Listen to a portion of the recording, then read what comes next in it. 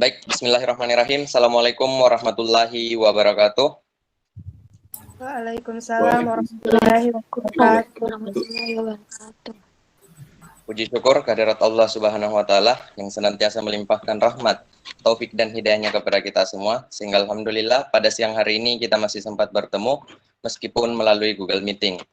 Yang saya hormati Ibu Fajriani Asis, SPD MSI, selaku dosen pengampu mata kuliah pengantar pendidikan, beserta teman-teman sekalian yang sudah menyempatkan dirinya untuk hadir pada presentase kali ini. Sebelumnya perkenalkan, kami dari kelompok 7 dengan materi lingkungan pendidikan yang beranggotakan saya sendiri, Jufrendi selaku moderator, Irwansyah selaku pemateri pertama, dan juga Fatimah Zahra selaku pemateri kedua. Lingkungan pendidikan memiliki pengaruh signifikan dalam proses pendidikan. Lingkungan itu berfungsi untuk menunjang terjadinya proses belajar mengajar secara berkelanjutan. Maka dari itu, agar proses belajar mengajar menjadi lebih baik, dibutuhkan lingkungan pendidikan yang baik. Lalu, bagaimana dan seberapa penting lingkungan pendidikan bagi kita semua? Nah, itulah yang akan kami bahas dalam beberapa menit ke depan. Baiklah, karena waktu kita yang terbatas, langsung saja kita masuk pada materi pertama yang akan dibawakan oleh Irwansyah. Kepada Saudara Irwansyah, saya persilahkan.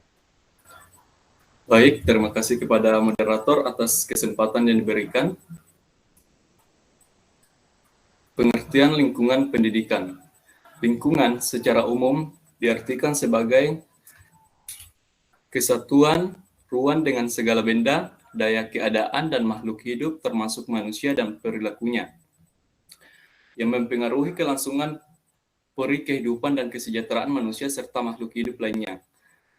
Pendidikan adalah usaha dasar yang terencana agar bisa mewujudkan suasana belajar menjadi aktif dan proses pembelajaran menjadi lebih menarik dan bisa mengembangkan potensi dirinya untuk memiliki kekuatan dalam keagamaan yang bisa mengendalikan diri baik untuk kepribadian, kecerdasan akhlak mulia, dan juga keterampilan yang diperlukan dirinya di lingkungan masyarakat, bangsa, dan negara. Lingkungan pendidikan dapat diartikan sebagai faktor lingkungan yang berpengaruh terhadap praktek pendidikan. Lingkungan pendidikan sebagai lingkungan tempat berlangsungnya proses pendidikan yang merupakan bagian dari lingkungan sosial. Adapun fungsi lingkungan pendidikan yaitu yang pertama, lingkungan pendidikan dapat menjamin kehidupan emosional peserta didik untuk tumbuh dan berkembang. Kehidupan emosional ini sangat penting dalam pembentukan pribadi anak. Kemudian yang kedua, lingkungan pendidikan membantu peserta didik dalam berinteraksi dengan berbagai lingkungan sekitarnya, baik lingkungan fisik, sosial, maupun budaya, terutama berbagai sumber daya pendidikan yang tersedia agar dapat dicapai tujuan pendidikan secara optimal. Kemudian yang ketiga, lingkungan pendidikan berfungsi sebagai wahana yang amat besar bagi perkembangan individu dan masyarakat dalam memperluas dan mempercepat usaha mencerdaskan bangsa. Kemudian yang keempat, mengajarkan tingkah laku umum dan untuk menyeleksi serta mempersiapkan peranan-peranan tertentu dalam masyarakat. Kemudian yang kelima, di dalam lingkungan pendidikan dapat mengembangkan kemampuan-kemampuan yang dimiliki peserta didik, baik dalam bentuk karier, akademik, kehidupan beragama, kehidupan sosial budaya, maupun keterampilan lainnya. A. Ruang lingkup pendidikan. Ruang lingkup pendidikan sangat luas sekali karena di dalamnya banyak pihak-pihak yang ikut terlibat, baik langsung maupun tidak langsung. Pendidikan sebagai upaya sadar untuk membantu seseorang atau peserta didik dalam mengaktualisasikan diri sepenuh dan selengkapnya tidak terlepas dari keterbatasan. Keterbatasan tersebut terdapat pada peserta didik, pendidik, interaksi pendidik, lingkungan, dan sarana pendidikan yang tersedia.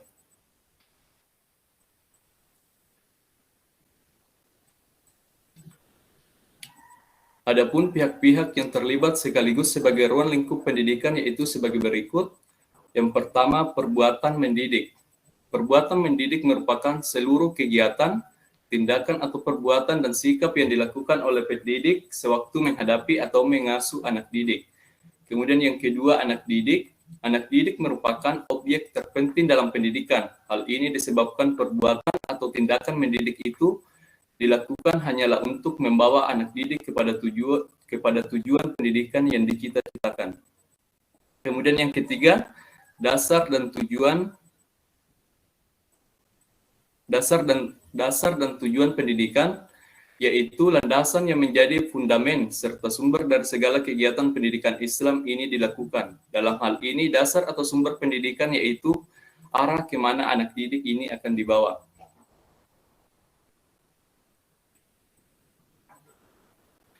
Kemudian yang keempat, pendidik. Pendidik merupakan subjek yang melaksanakan pendidikan.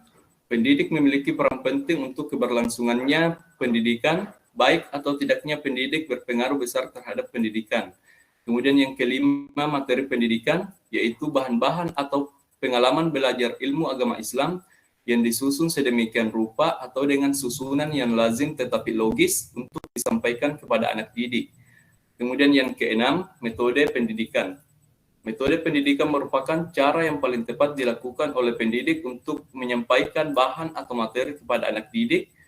Metode di sini mengemukakan bagaimana mengolah, menyusun, dan menyajikan materi pendidikan agar materi pendidikan tersebut dapat dengan mudah diterima dan dimiliki oleh peserta didik.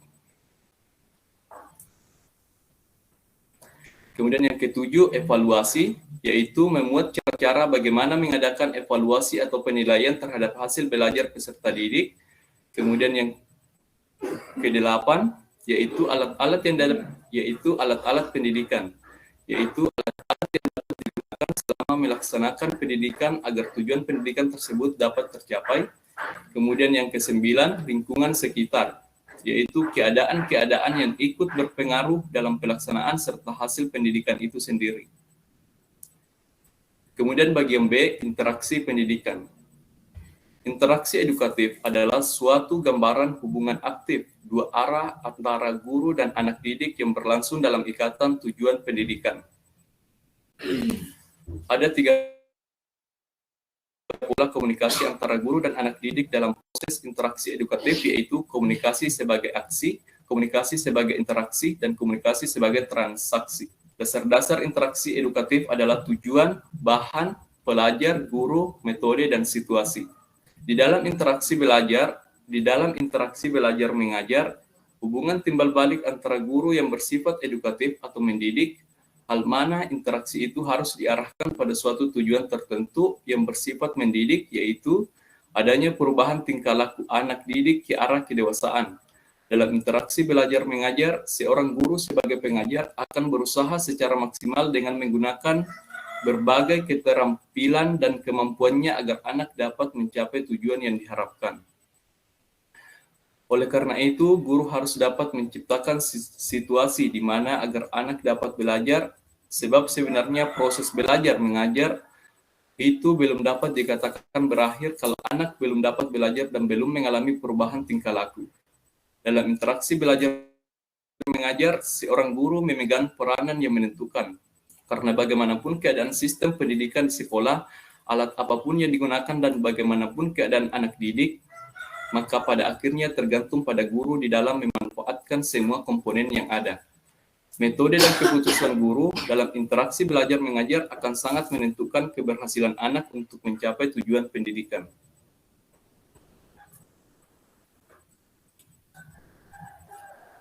Peranan utama guru dalam proses pendidikan di sekolah itu adalah guru sebagai pendidik, guru sebagai pengajar, guru sebagai pembimbing, dan guru sebagai administrator. Tugas atau kewajiban guru antara lain yaitu yang pertama, seorang guru harus mempunyai rasa kasih sayang pada murid-muridnya dan memperlakukan murid-muridnya tersebut sebagai anak kandung sendiri.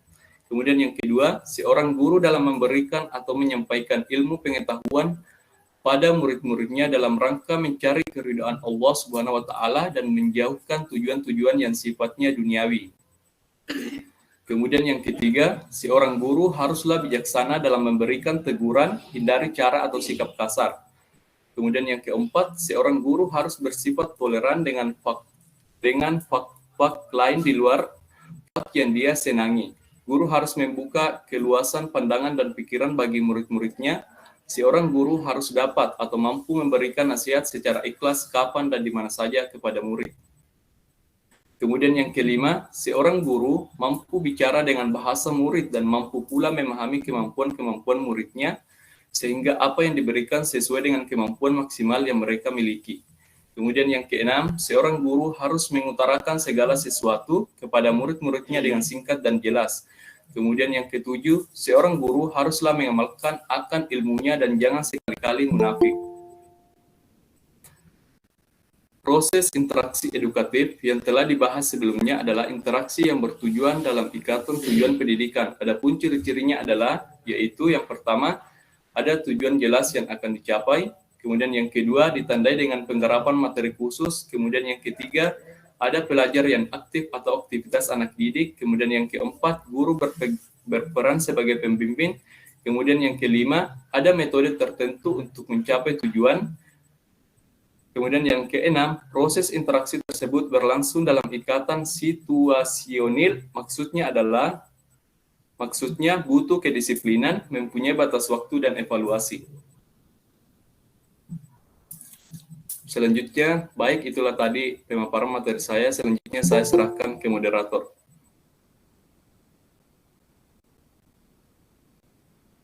Baik, terima kasih atas pemaparan materi oleh Saudara Irwansyah. Selanjutnya pemateri yang akan membawakan bagian C dan juga D oleh Saudari Fatimah Indarsyah. Kepada Saudari Fatimah Indarsyah, saya persilakan.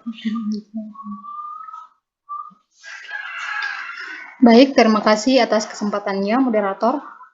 Saya akan membacakan materi mengenai jenis lingkungan pendidikan.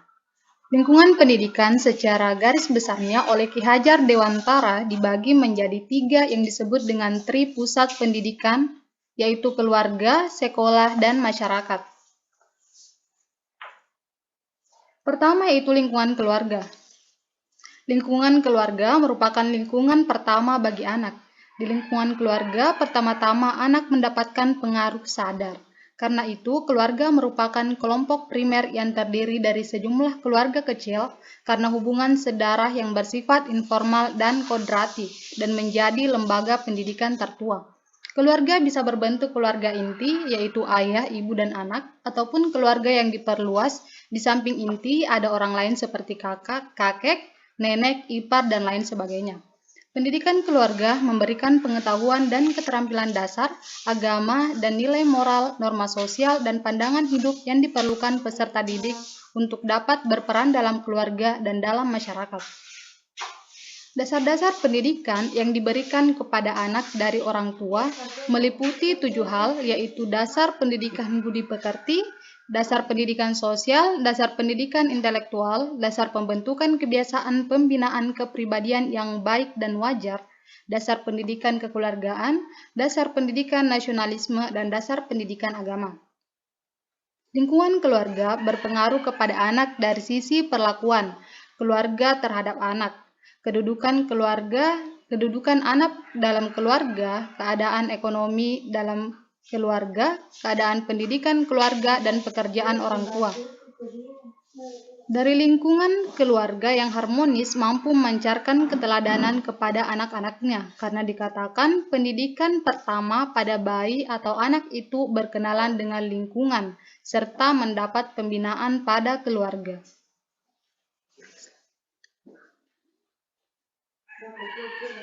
Selanjutnya, dasar-dasar tanggung jawab keluarga terhadap pendidikan anaknya meliputi hal-hal berikut. Pertama, yaitu dorongan atau motivasi cinta kasih yang menjiwai hubungan orang tua dan anak. Cinta kasih ini mendorong sikap dan tindakan rela menerima tanggung jawab dan mengabdikan dirinya untuk sang anak. Kedua, yaitu dorongan atau motivasi kewajiban moral sebagai konsekuensi kedudukan orang tua terhadap keturunannya.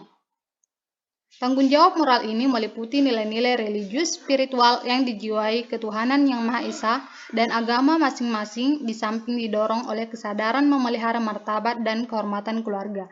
Yang ketiga yaitu tanggung jawab sosial sebagai bagian dari keluarga, yang pada gilirannya juga menjadi bagian dari masyarakat, bangsa dan negaranya, bahkan kemanusiaan. Kedua yaitu lingkungan sekolah.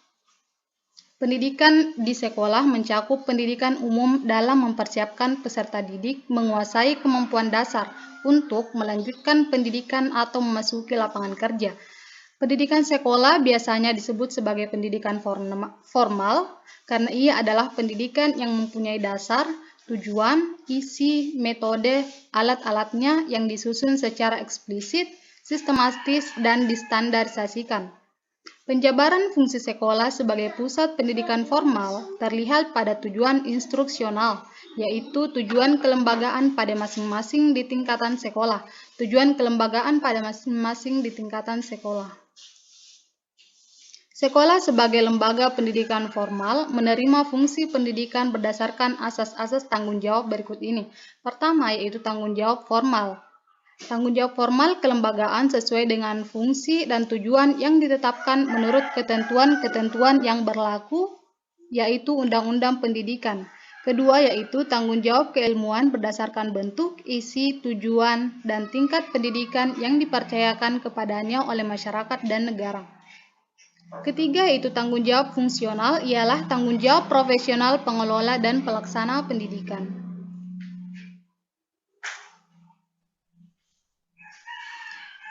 Selanjutnya, sekolah sebagai pendidikan formal yang dirancang sedemikian rupa agar lebih efektif dan efisien, yaitu bersifat klasikal dan berjenjang.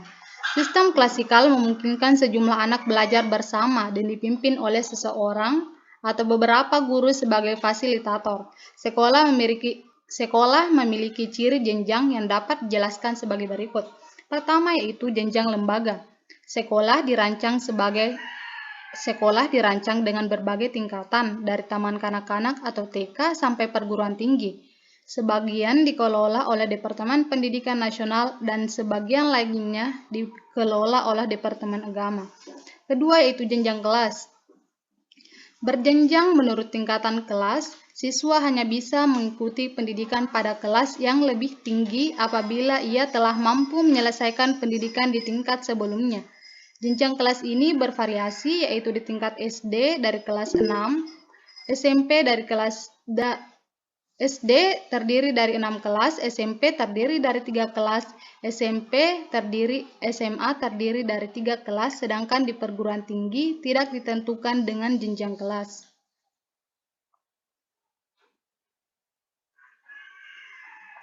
Lingkungan ketiga, yaitu lingkungan masyarakat.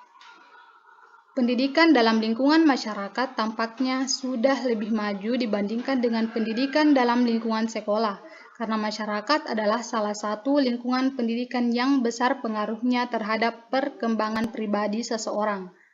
Pandangan hidup, cita-cita bangsa, sosial budaya, dan perkembangan ilmu pengetahuan akan mewarnai keadaan masyarakat tersebut. Masyarakat turut serta memikul tanggung jawab pendidikan. Pendidikan kemasyarakatan merupakan wahan yang amat besar artinya bagi perkembangan individu dan masyarakat, sebagai gerakan yang memperluas dan mempercepat usaha mencerdaskan bangsa. Setiap masyarakat mempunyai cita-cita, peraturan, dan sistem kekuasaan tertentu. Corak dan ragam yang dialami seseorang dalam masyarakat meliputi segala bidang, baik pembentukan kebiasaan-kebiasaan, pembentukan pengetahuan sikap dan minat, maupun pembentukan kesusilaan dan keagamaan. Dalam menjalani pendidikan di lingkungan masyarakat biasanya akan mengalami kesulitan-kesulitan antara lain. Yang pertama, yaitu lingkungan fisik dan non-fisik yang kurang menguntungkan. Yang kedua, yaitu tugas yang diberikan lembaga terlalu berat atau banyak. Ketiga, yaitu apabila nilai dikembangkan oleh anak berbeda atau bertentangan dengan nilai atau adat yang ada di masyarakat, maka akan timbul konflik nilai. Kalau terjadi hal